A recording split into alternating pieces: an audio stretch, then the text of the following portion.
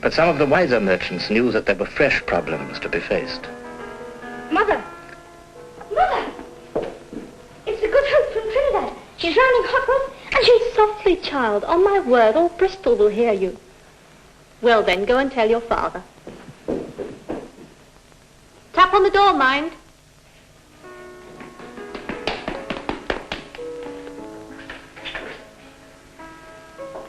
Well, my boy? I'm sorry, Father. It's the Good Hope coming in, Father. Please, sir, will you take me aboard her? We'll see. Yes, but to dig 2 miles or more of new channel for the Avon, that's a formidable enterprise. Surely. But consider, my friend, would you lose all our trade to these Liverpool merchants? As I see it, we have no choice but to be bold.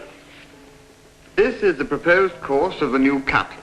A system of locks here and here will convert the existing river into a floating harbour. That's all very fine. But has anyone thought of the expense, especially in these troubled times?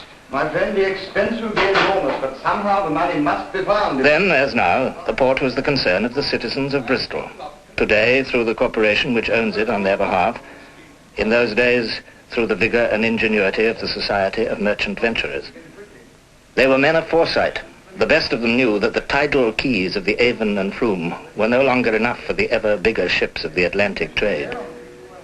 They thrashed out plan after plan before they finally adopted the brilliant scheme of William Jessup, which gave Bristol its modern shape, transforming what used to be an alarmingly tidal harbour into a dock system of constant depth. Once, that harbour was the whole port. Today, it is only a section of it, the section known as the city docks. And although these docks are the historic part of the port, thanks to the 18th century planners, they have been able to keep up with the times. And their only limitation is the length of vessel they can handle.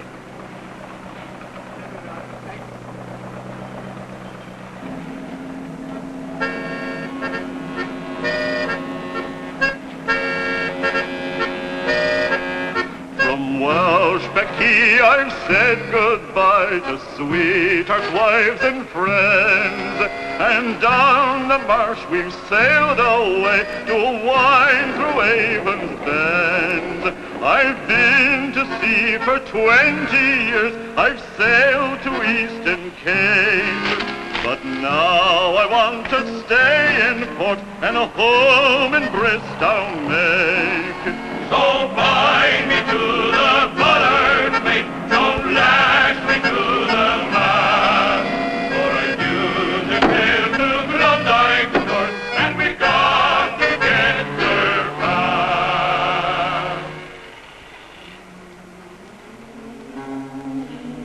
Jessup's plan turned the old riverbed into the floating harbour by impounding it with locks and diverting the Avon along a man-made bed, the New Cut. Bristol's other river, the Frome, flowed into the floating harbour under the modern city centre. The Frome's bed, too, is man-made. Enterprising Bristolians moved it here in the early Middle Ages, creating Broad Quay, which remained in use to within living memory till the city centre was built.